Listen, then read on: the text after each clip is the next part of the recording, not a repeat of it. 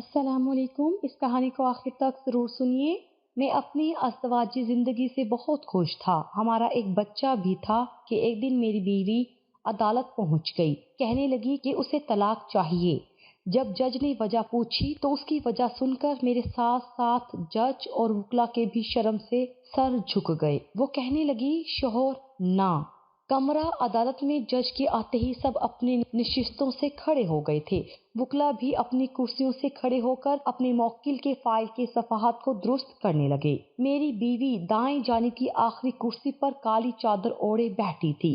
اس کے ساتھ اس کے والد بھی چہرے پر سخت تاثرات لیے بیٹھے تھے۔ میری نظر اپنی بیوی پر پڑی تو وہ بھی مجھے ہی دیکھ رہی تھی۔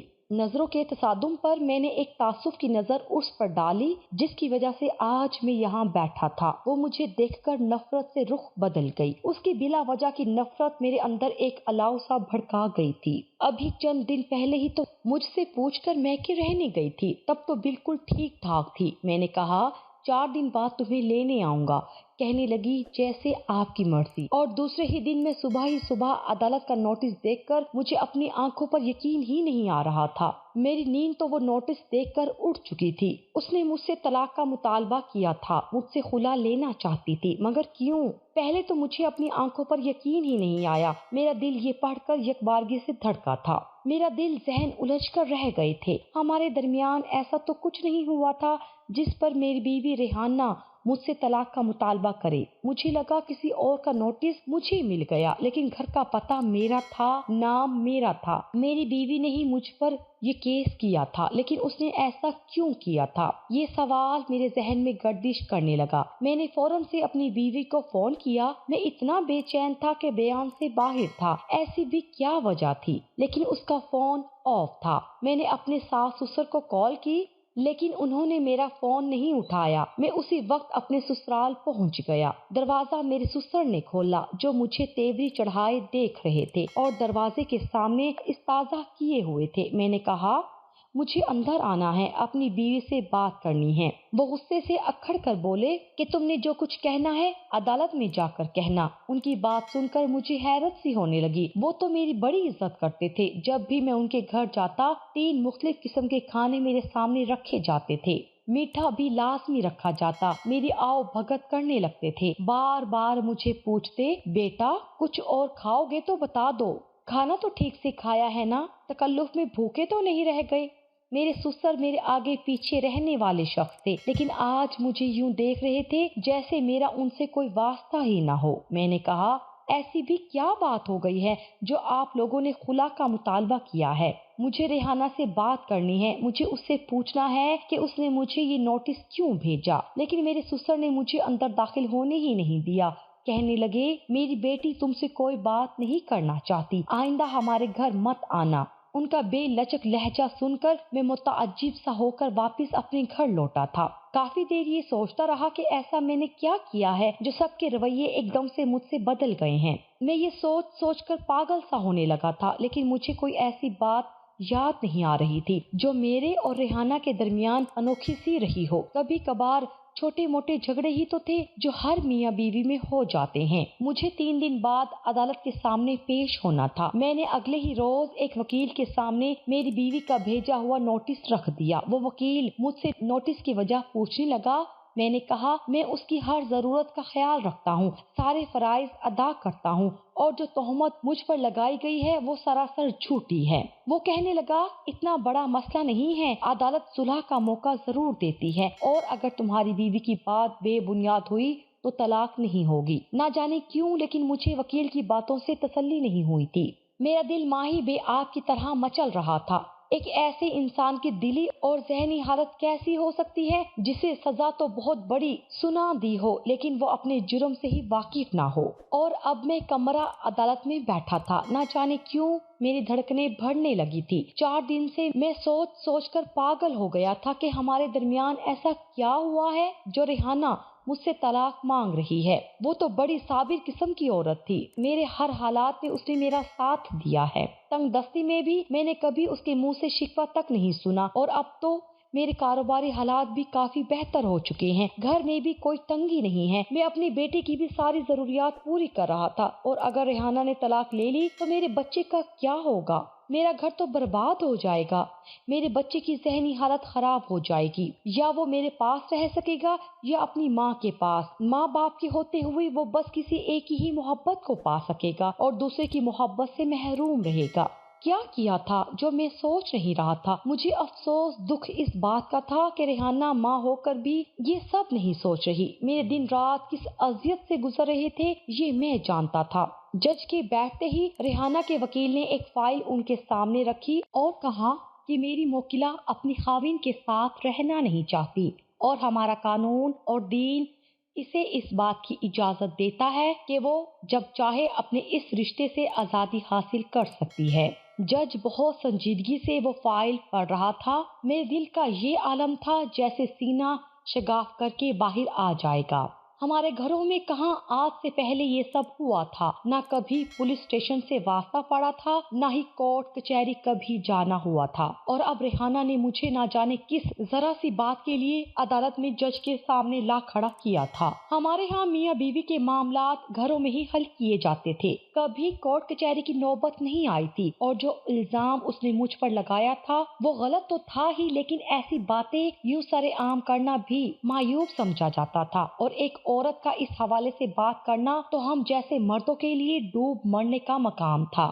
ہمارے خاندان میں تو عورت چار دیواری میں ہی رہتی تھی۔ اگر ریحانہ نے میاں بیوی میں ہونے والی چھوٹی موٹی ناچاکی اور جھگڑوں کو بنیاد بنایا تھا تو یہ بات اس کی احمقانہ سی تھی۔ بھلا ایسی باتوں پر شوہر پر کوئی کیسے یہ الزام لگا سکتا ہے؟ کون سے میاں بیوی ایسے ہیں جن کی آپس میں کبھی بحث نہ ہوئی ہو؟ میرا دل گھڑی کی سوئی کی طرح سے دھک دھک کر رہا تھا۔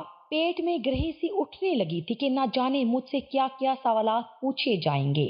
میرے وکیل نے بھی میری فائل جج کے سامنے رکھ دی، جس میں یہ لکھا تھا کہ بیوی کا لگایا ہوا الزام بے بنیاد ہے۔ جج سے میرے وکیل نے میری بیوی سے سوال کرنے کی اجازت مانگی۔ جس قسم کے سوالات وہ ریحانہ سے کرنے والا تھا، میری شرم سے آنکھیں جھک گئی تھی۔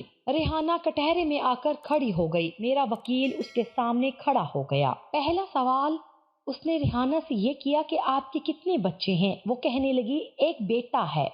وکیل کچھ تمسخرانہ انداز میں مسکرایا اور بولا، محترمہ، آپ کا شاید دماغی توازن درست نہیں ہے۔ آپ نے خلا لینے کے لیے جس بات کو بنیاد بنا کر پیش کیا ہے وہ یہ ہے کہ آپ اپنے شوہر سے اس لیے طلاق لینا چاہتی ہیں کہ وہ نامرد ہے، اور اب آپ بھری عدالت کے سامنے یہ کہہ رہی ہیں کہ آپ ایک بچے کی ماں ہیں۔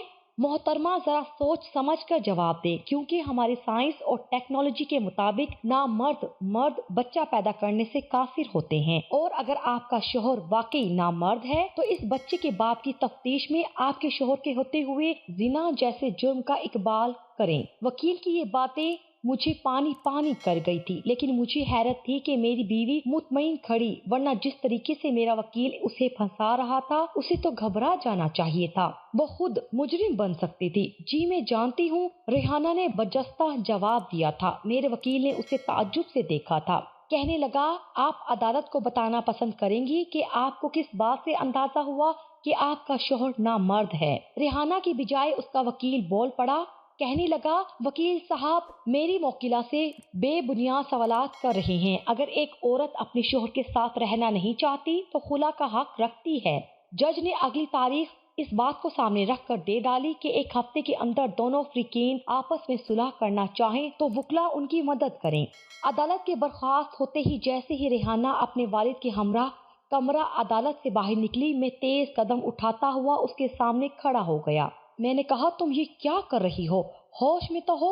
وہ کہنے لگی، مجھے آپ سے کوئی بات نہیں کرنی۔ یہ کہہ کر وہ تیز قدم بڑھاتی ہوئی آگے بڑھ گئی۔ میرے وکیل نے بھی ریحانہ سے بہت کہا کہ وہ ایک ملاقات کر لے تاکہ صلح کا کوئی راستہ نکل سکے، لیکن وہ نہیں مانی۔ اگلی پیشی پر میرا وکیل پوری تیاری سے آیا تھا۔ میری ایک میڈیکل رپورٹ جج کے سامنے پیش کی گئی، جس کی روح سے میں بالکل فٹ تھا۔ جج نے رپورٹ پڑھنے کے بعد ریحانہ سے کہا کہ آپ کیوں عدالت کا وقت ضائع کر رہی ہیں؟ جو الزام آپ اپنے شوہر پر لگا رہی ہیں جو سراسر غلط ہے، بے بنیاد ہے۔ وہ کہنے لگی، میں ثابت کر سکتی ہوں کہ میرا شوہر नामर्द हैं। ये सुनकर कमरा अदालत में बैठे सब लोग हैरान हुए थे। फिर वो कहने लगी, मेरी शादी को 4 साल गुजर चुके हैं। अल्हम्दुलिल्लाह हम मुसलमान हैं। जो वकार और आला औसाफ हमारे दीन इस्लाम में एक मर्द के बताए गए हैं, इनमें से एक भी मेरे शोहर में नहीं पाए जाते। मर्द की मर्दानगी को साबित करने के लिए सिर्फ मेडिकल रिपोर्ट काफी नहीं होती या उसकी औलाद का पैदा होना नहीं होता। मुसलमान मर्द तो अपनी अलग ही शान रखता है। मर्द वो होता है जिसके पनाह में औरत खुद को महफूज समझे, जो औरत से बात करे तो वो उसकी बात सुनकर खुश हो जाए, जो औरत की तकलीफ का एहसास करे। जैसे औरत के फराइज में मर्द के हर हुक्म को बजा लाना लिखा है, इसी तरह मर्द की शान भी इसी में है कि जब वो घर में दाखिल हो तो उसे देखकर औरत खुशी का इजहार करे। लेकिन मौजूद के साथ मुझे ये कहना पड़ रहा है, मेरा शौहर मुझे गंदी गालियां बकता है। मुझे उसके काम करने में जरा सी ताखिर हो जाए तो वो मुझे कुतिया कहकर पुकारता है। कहता है, मैं तेरा खाना पीना पूरा करता हूँ, मेरा तुझ पर एहसान है कि तुझे अच्छे कपड़े पहनाता हूँ। तेरे गरीब माँ बाप तुझे ये सब देने से कासिर थे, मेरा एहसान माना कर। मेरा बाप बेशक ज्यादा अमीर नहीं है, लेकिन उसने आज तक ना कभी मेरी माँ को गाली दी, ना कभी मुझे रोटी कपड़ा मुहैया करना मेरे शोहर का फर्ज है। ये उसका मुझ पर एहसान हरगिज नहीं है। मेरा बाप मुझे मेरी रानी कहकर पुकारता था और मेरा शोहर मुझे कंजरी कहकर पुकारता है। ये वो लफ्ज हैं जिसे वो दिन में मेरे लिए कई बार इस्तेमाल करता है। मर्द तो वो होता है जो किसी बदकार से शादी करके तो उसे भी इज्जत से बीवी का मुकाम और दर्जा देकर उसे भी इज्जत से पुकारे।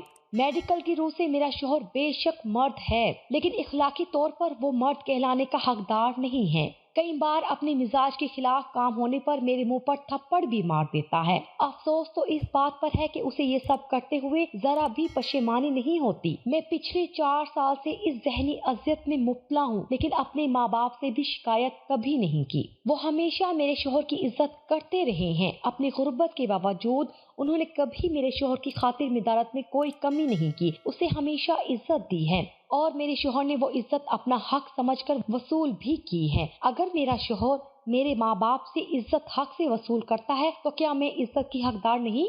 अपने शोहर की हर हालात में मैंने उनका साथ देकर भी देख लिया। कारोबारी परेशानी से होने वाले उलझन में भी मेरा शोहर मुझे गाली देकर निकालता है। हालात अच्छी हों तो तब भी मेरी 2 वक्त की रोटी का एहसान भी मुझे गाली देकर जताता है। मैंने पहले भी बहुत दफा अपने शोहर को प्यार मोहब्बत से समझाने की कोशिश भी की, लेकिन वो बाज नहीं आता। मैं फिर भी सब्र कर रही थी, लेकिन जब वही गाली मेरे 3 साल के बेटे ने मुझे देनी शुरू की तो मुझसे बर्दाश्त नहीं हुई। बाप को देखा देखी मेरा बेटा भी वही कुछ सीख रहा है और मैं नहीं चाहती कि वो अपने बाप जैसा बने। इसलिए बेहतर है कि मैं उस शख्स से दूर रहकर अपने बेटे की परवरिश अच्छी करूं, उसे एक मर्द बनाऊं। आपके नजदीक ये शख्स मर्द कहलाने का हकदार होगा, लेकिन मेरे नजदीक नामर्द है। और वो हर शख्स नामर्द है जो अपनी बीवी को इज्जत से नहीं पुकार सकता और उसे गाली देता है। मर्द वो है जो खराब हालात के बावजूद अपने घर वालों से मोहब्बत से बात करे। मेरे प्यारे नबी सल्लल्लाहु अलैहि वसल्लम का फरमान हजरत आयशा से मरवी है कि रसूलुल्लाह सल्लल्लाहु अलैहि वसल्लम ने फरमाया, तुम में से सबसे बेहतरीन वो लोग हैं जो अपनी औरतों के साथ अच्छा बर्ताव करते हैं और मैं अपनी खवातीन के साथ बेहतरीन बर्ताव करने वाला हूँ।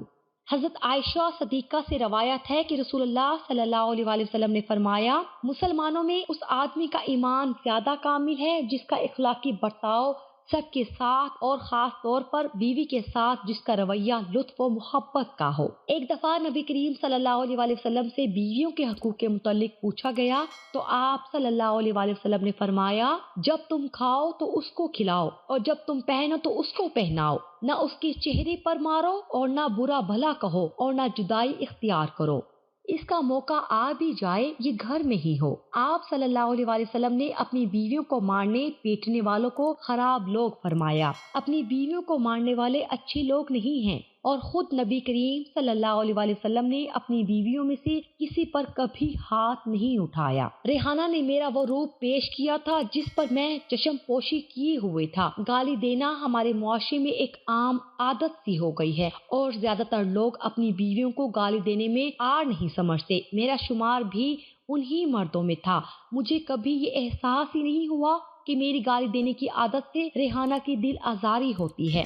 مجھے لگتا تھا جسے میں عادتاً گالی دے کر بھول جاتا ہوں وہ بھی بھول جاتی ہوگی۔ یہ بھی سچ ہے کہ کاروباری حالات کی خرابی کی وجہ سے مجھے ہر بات پر غصہ آتا تھا اور یہ نزلہ بھی ریحانہ پر ہی گرتا تھا۔ میں اپنے والد کو بھی یہی سب کرتے دیکھتا تھا، اس لیے میں بھی بچپن میں ہی گالی دینا سیکھ گیا۔ وقت گزرنے کے ساتھ ساتھ میری عادت پختہ ہوتی چلی گئی، اتنی پختہ کہ مجھے احساس تک نہیں ہوا کہ گالی بھی ایک گناہ ہے۔ میں نے بھری عدالت کے سامنے ریحانہ سے معافی مانگی اور اسے اس وعدے کے ساتھ واپس لایا کہ آئندہ اسے کبھی مجھ سے شکایت نہیں ہوگی۔ یہ بات مجھے ریحانہ پہلے بھی بہت پیار سے کہہ چکی تھی، لیکن میں نے کبھی اس بات کو سنجیدگی سے نہیں لیا تھا، اس لیے اس نے یہ راستہ اختیار کیا۔ میرے جیسے اور بھی بہت سے مرد شاید ایسا ہی کرتے ہوں، تو میری ان سے گزارش ہے کہ آج سے وہ بھی یہ عہد کر لیں کہ بیوی کے ساتھ مخلوقات بکنا بند کر دیں۔ نہ جانے گالی سن کر ان کی بیوی کے دل پر کیا بیتتی ہوگی۔